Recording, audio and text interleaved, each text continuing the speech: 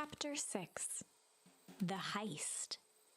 They spent the night's end huddled around that small map, formulating a plan to infiltrate the headquarters of Perennial Harvest.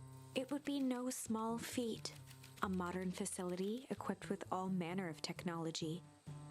Not to mention the swarm of clipboards that would most certainly be scattered throughout. By the time the sun began to peek through the car window used as a makeshift balcony door, all were in agreement. This could just work. The final day before the festival would be used to prepare. They'd need to pool every resource at their disposal, pull every favor with a thread. Even enlist some unsavory characters around town with important tasks only they were suited for. Luckily, there was enough ill will and mistrust toward Perennial Harvest that alliances could be found at a bargain. Luca, Beck, and Rollo rubbed their eyes as they exited the treehouse. They hadn't slept at all that night. There was no time. The festival was to begin in one day, and they each had their assignments. All right, quick recap. Rollo, you're going to talk to Roxy. Cordially. Without her and Fitz, this whole thing could go bust. Cordial is my middle name. Uh-huh. And how do you plan to explain your new... He waved vaguely at Rollo's sizable figure. Circumstance. She'll be so happy I'm alive she won't even notice. Beck snorted an involuntary giggle. And Beck, your Shoyona won't just shoot this whole thing down when she hears it. She'll listen. When she understands the danger Nellie is in, the danger we're all in, the plan will make sense. Okay. That leaves me with Jeff, then Iggy. How are you going to persuade them? I'll think of something. They each looked at each other with sleepy confidence and nodded. Well, Godspeed.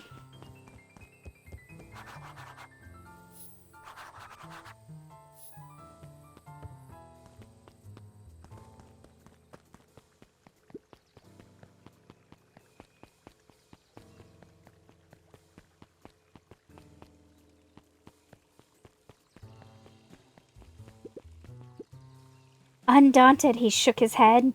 Over? No. Endings are merely a state of mind. This doesn't end until I give up. Wow. I admire the conviction, but can he really pull through?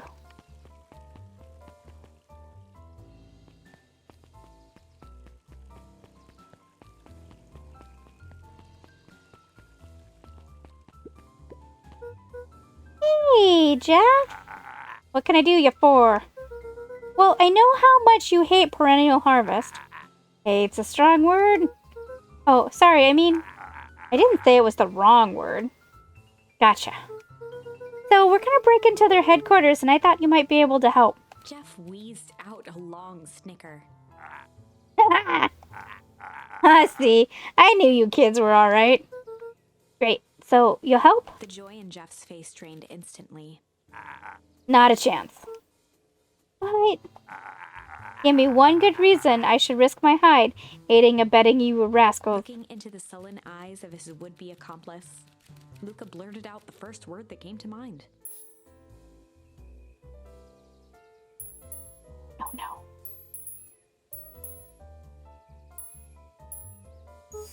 Junk! Yeah, what of it? Sonny, I got more junk than King has copper. Ain't interested. Luca wasn't ready to give up so easily. He shouted out again. Shit! Yeah, it's all shit. I still ain't helping. Ain't that some shit?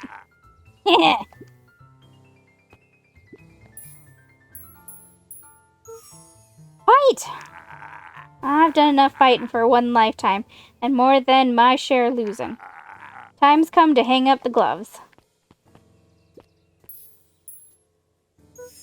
Hide! Jeff's brow perked up. What'd you say? Go ahead and hide then. Sensing some traction, Luca carried on with vigor. Let a bunch of kids do what needs to be done. We're not afraid. Jeff's scowl faded with a sigh. Say what you will about old Jeff, and they all do. But you'll never hear him say I hid from nothing. One good stomp of the foot was all Jeff needed to drive his point home. What was it you kids needed? Some sort of disguise. I've got just the thing. And while we're at it, that crate should come in handy. That ain't gonna be free, you know. I'm thinking 5 bags of sour gob should cover it. Put it on my tab? Luca offered out his open hand to seal the deal. With a firm and dusty grip, Jeff reciprocated. Done. Swing by first thing in the morning.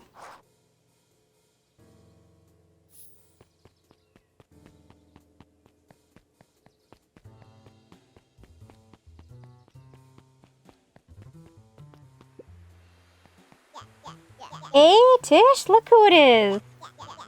Luca, are you here to try to tickle us to death again? Look, just hear me out. Iggy raised an eyebrow suspiciously. We're listening. Iggy, I know we've both been giant bags of shit to each other. Iggy gave a reluctant shrug. You're not wrong. But lately, life has been kinda hard, you know? Hard? Well, life's always hard. Get over it, we ain't interested. Luca knew they'd need Iggy and Tish to pull this off. He tried again. Iggy, I know we've both been giant bags of shit to each other. Iggy gave a reluctant shrug. You're not wrong. But lately, life has been kinda strange, you know? Iggy considered the point. Things have been weird around here. So I'm offering a truce and asking for your help. What do you say we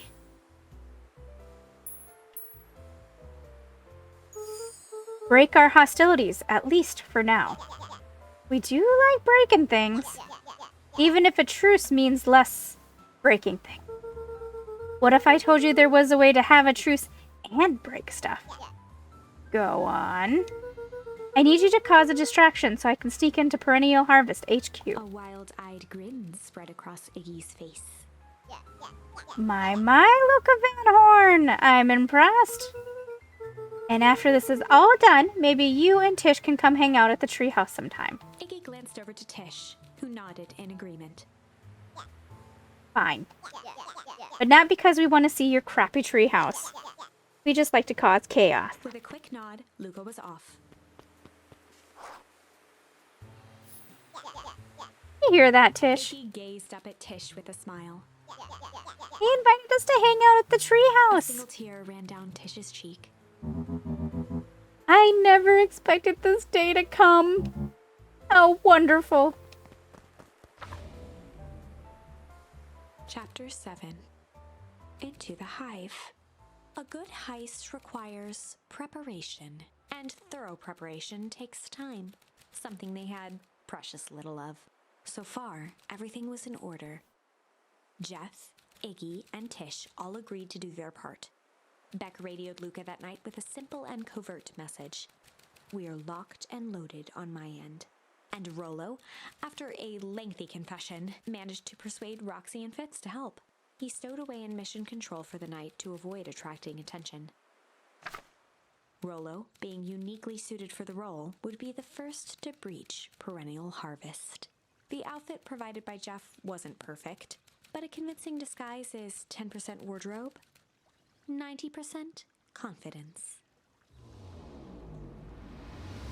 Rollo took a few vigorous breaths and shook out his arms. Just stay calm, Rollo. You can do this.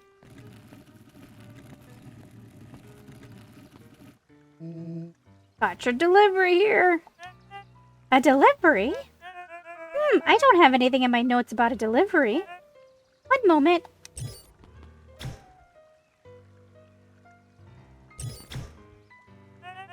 I'm so sorry, but there's no delivery scheduled for this morning. Right. He had to think quick. That's because this goes directly to the founder. He asked that it be kept secret. Rollo sighed, adjusting his tool belt. You know how the founder can be. I suppose we can leave this one off the records. Our harvest awaits, and such. With a stroke of his mustache, Rollo proceeded into the Perennial Harvest headquarters. Our harvest awaits. Package here for the founder? Oh, I didn't hear anything about... Yes. Yeah, this is a need-to-know kind of thing. I'll just check. He stammered and flipped through the pages of his clipboard. This goes directly to the founder. I don't have time to fill you in. Oh, I see. If you could just complete this form... Rollo interrupted with urgency in his voice. Every time with the forms. Look, if you want to explain to the founder why I'm late... Well, it's your funeral. I'm sorry. What did you say your name was again? Rollo panicked. Our harvest awaits, sir. That's a restricted area. Excuse me, sir. Our harvest awaits. Ready to light this candle, Tish? Yep. Suck on this, perennial ham fist.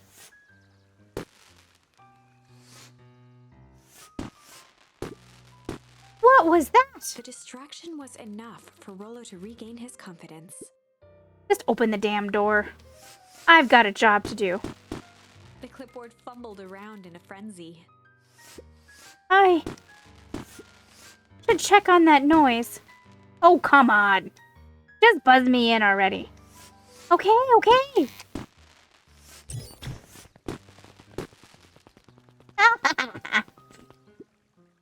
Whew. That was close. Our harvest awaits? Hey, I figure, when in doubt, stick with the classics. Well, that was a close one. But you pulled it off. Nice work, Rollo. Alright, everyone knows what to do? Yeah, deep engineering is to the north. I'll go with Beck, in case she needs some muscle. I'll head east to the founder's office. You two be safe.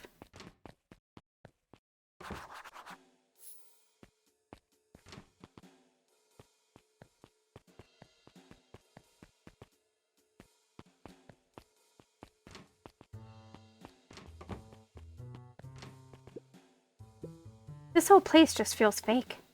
But of all things, a fake plant?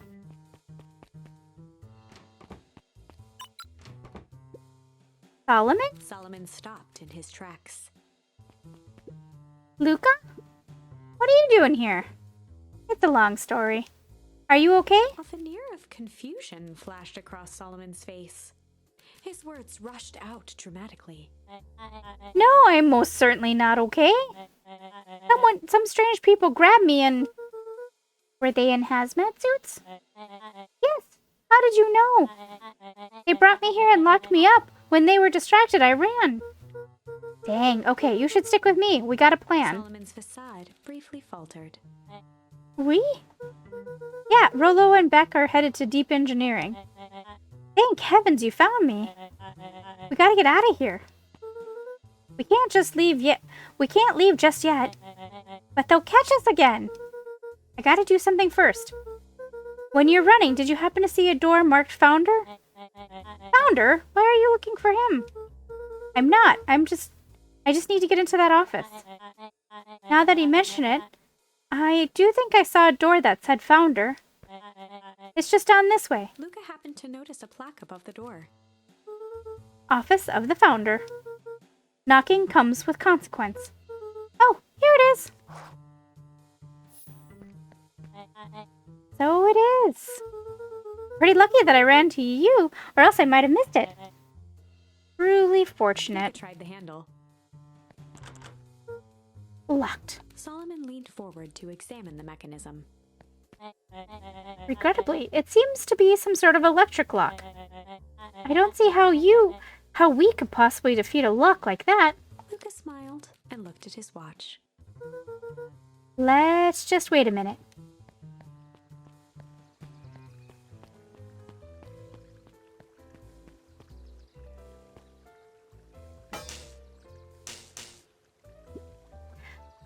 what sort of funny business you're up to, but I like it. She mimed a quick hat tip and ambled off with a whistle. Howdy. Good afternoon. The light on the keypad changed from red to green. How did you do that? It's good to have friends. Quick, let's get inside before someone spots us.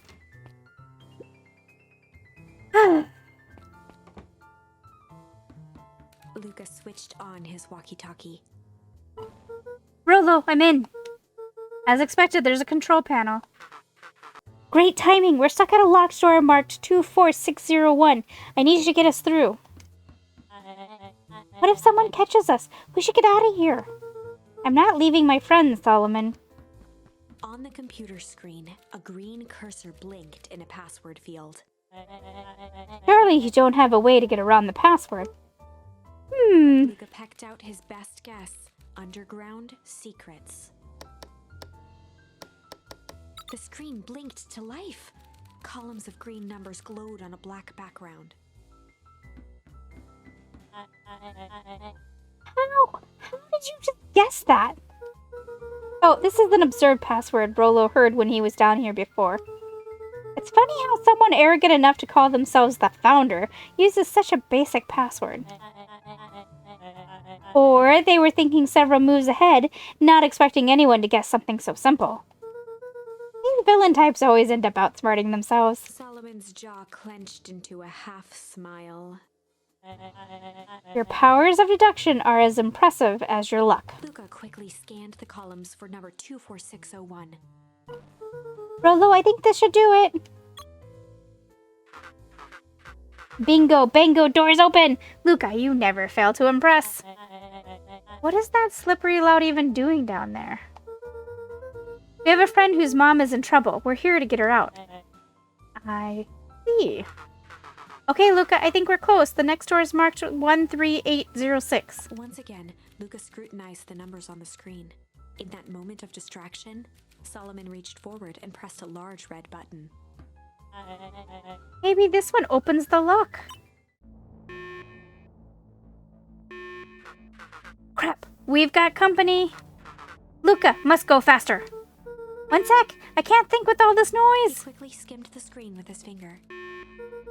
Here it is, 13806. Go, go, go. Curse these fumbling hands. My apologies, Luca. Don't beat yourself up. I know you were just trying to help.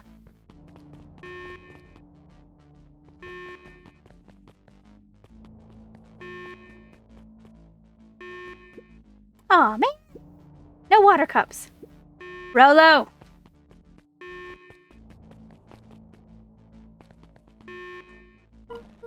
Rolo, are you okay? Rolo, come in. Mr. Kerr approached with a sneer and spoke into his walkie-talkie. You can turn off the alarms. They're trapped. With self-satisfaction, he called into the hallway. That, my dears, is a dead end.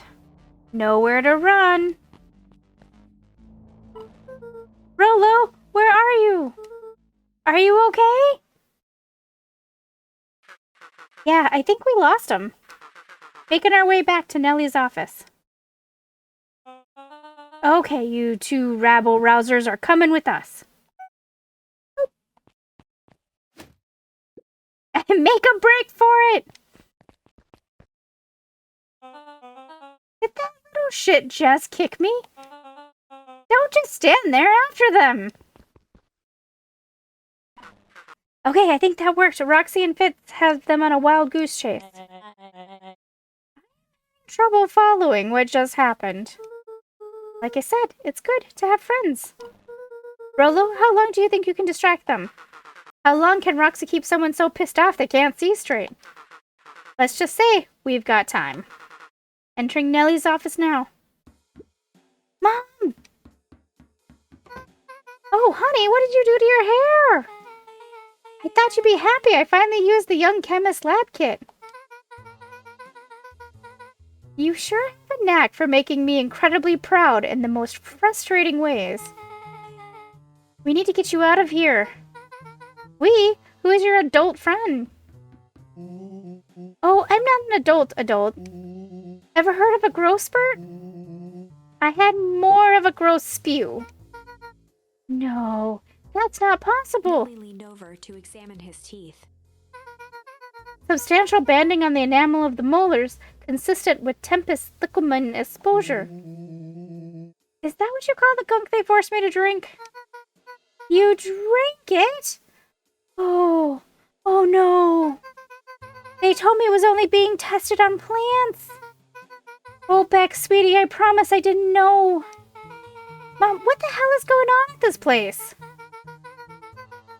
I was brought here to work on a discovery of a lifetime.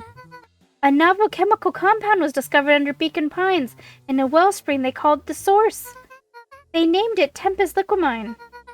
It pulls energy from its surroundings in order to fundamentally alter matter's relationship to time. It was the secret to Valentine's fertilizer. They harvested the source, infusing small amounts of Tempest Liquamine into the product.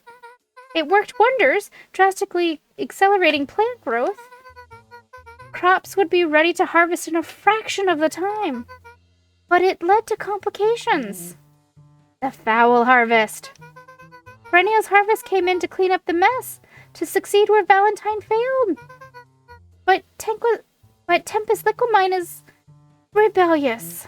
Rebellious? You can think of it as a manifestation of change itself. It's volatile by its very nature. So the more you try to force it to do a specific thing, the more it resists, yes. I can relate to that. My role was to finish the work of my predecessor, Dr. Prescott. Harnessing Tempest Liquamine to reliably manipulate an organism's age. Just imagine how many people we could feed. Mr. Kerr was very insistent that we achieve a successful result before today's festival. But you didn't, right? Nellie sighed. You know how much I love a good puzzle. I poured myself into the problem. It wasn't long until I discovered oddities in Dr. Prescott's notes. Oddities? They contained obvious errors, mistakes that someone of his reputation would never make. So I fixed them and now I get to replace my entire wardrobe.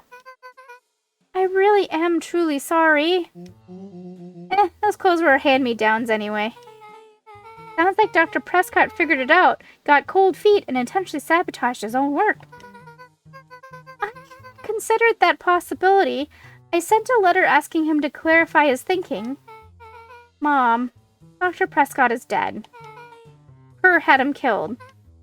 What? I overheard them talking about it on the radio. Why, we gotta get you out of here. Like, now. Wait, at the vial! I finally solved the chemical equation, allowing direct control of aging. Mr. Kerr picked it up just before you came. All the more reason we gotta hightail it. Luca, we got Dr. Modwell heading your way. Roger that, be careful. Alright, everything's on track. And what is your plan for escape? We'll go everything when they get here. In the meantime, maybe we can dig up some more info.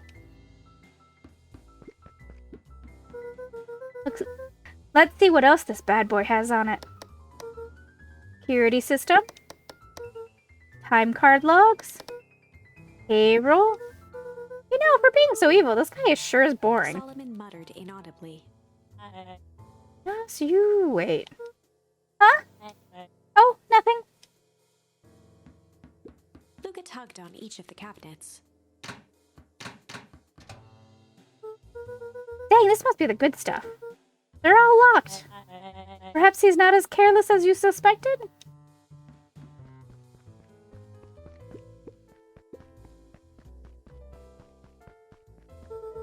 Looks like the founder was helping Kerr plan the festival. Why would such a secretive leader be obsessed with a party? Only time will tell. Luca held his hand up to the ashtray. Still warm. He must have been in here recently.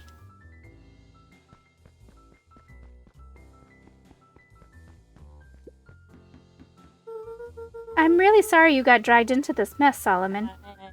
You needn't worry about me. Well, I feel bad either way. We're gonna get you out of this, I promise. With a subtle, quivering lip, a smile crawled across Solomon's face. Malice 80 proof whiskey. A hard drink for a hard man. Wow, even his alcohol is arrogant. Solomon once again muttered under his breath.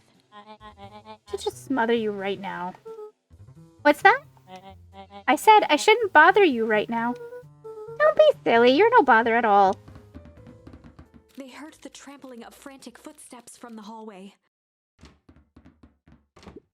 Lock it, lock it, lock it! Locked. That was close. When we left Nellie's office, it was swarming with clipboards. We barely got away. Did they follow you? Rolo. Before we start tossing blame around, is it possible someone ordered a pizza? We'd love to hear your thoughts. Definitely not pizza. What now? Don't look at me. I'm officially retiring from the heisting business. We're so sorry for the inconvenience. We just have a few quick questions. Let me think. Can someone watch the door? Of course. Everyone else, huddle up. Oops. I think this little caper has gone on long enough. Solomon, no! Hush now, child. The adults are speaking. Dr. Modewell, a brief reintroduction is in order. We never met in person, but we have corresponded. You see, it was I who hired you. Solomon, pathetic orphan child. The powerful and enigmatic founder. Sharper, the fallen progenitor who created this town. Perennial harvest, Valentine fertilizer. All connected by a single thread. Yours truly. But that's... Her eyes searched the floor in thought. Solomon watched eagerly, waiting for the flicker of epiphany. With a sickened look, she peered into his soul. Ah, yes. Now you've got it. Tempest Liquimine, you discovered how to reverse the process. Solomon clapped with genuine delight.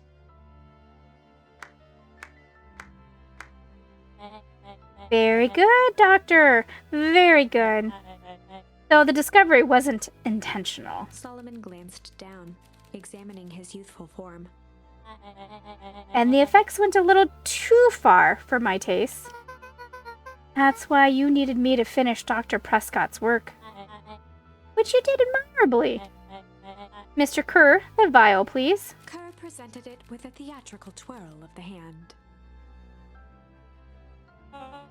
May I present to you the eighth wonder of Before the... he could finish, Rollo snatched the vial from Kerr's palm. Wow, this stuff sounds pretty valuable. Be careful, you fool. You have no idea what you have in your hand. Actually, we do. You just did a whole evil villain monologue thingy about it. Rollo casually tossed the vial to Luca. Gosh, maybe I'll have a Luca taste. jiggled the vial mockingly. See them. Luca, over here.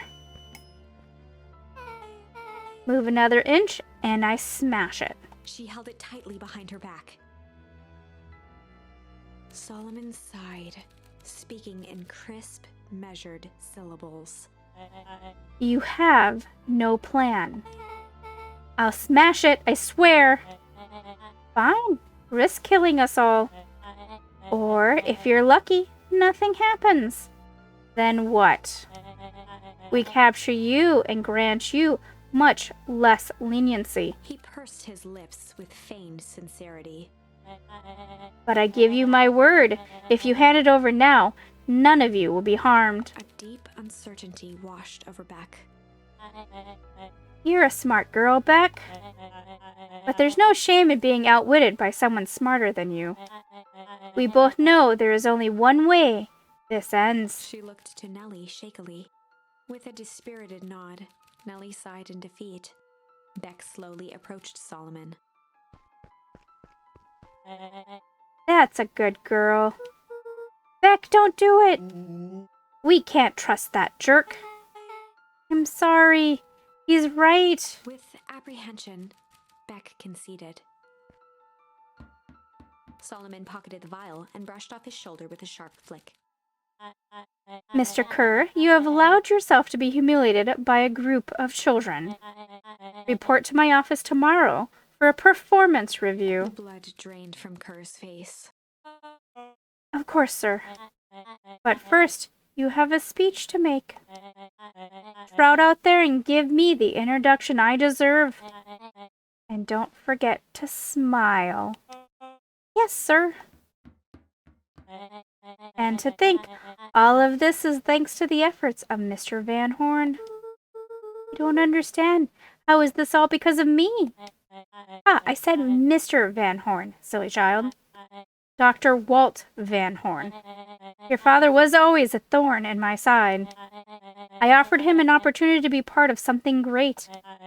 But the fool was blinded by righteousness. He even broke into my laboratory in an attempt to sabotage my work. Solomon shook his head with gratification. But the universe has a funny way of correcting course. By meddling with the force he didn't understand, Walt showed me its true potential. As fate would have it, Luca, your father's dying act was to grant me eternal life. A muffled applause resonated faintly through the walls. Well, that's my cue. After the festivities and my subsequent ascension, I will return to deal with you all. Until then, I suggest you use this time to reflect on the magnitude of your failure. You three keep post outside the door.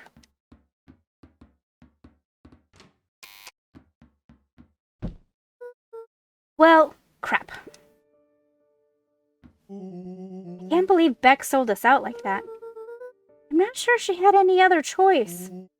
So, what now? What's the plan? Don't have one. Of course you do. You always have a plan. Rolo, you just need some time.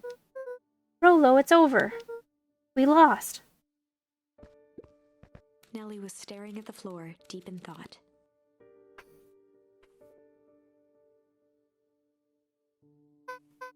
Sorry, Luca. Give me a minute to calm my mind. Hey. I'm sorry, Luca. I did what I had to do.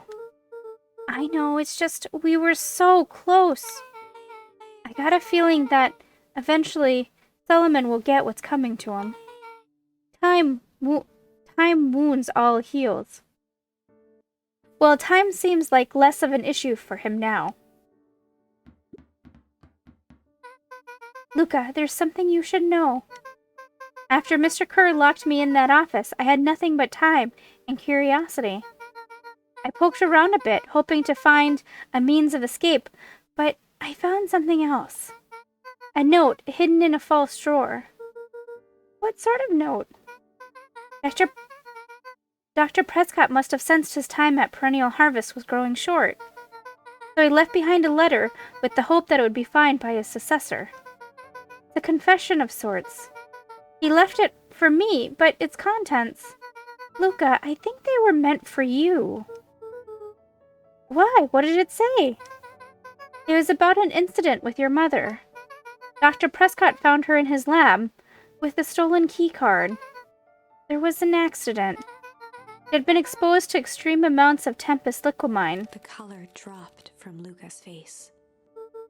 He survived. Dr. Prescott decided to help her recover. He no longer trusted Perennial Harvest, so he kept her whereabouts a secret. Over time, your mother led him to reconsider the purpose of scientific discovery.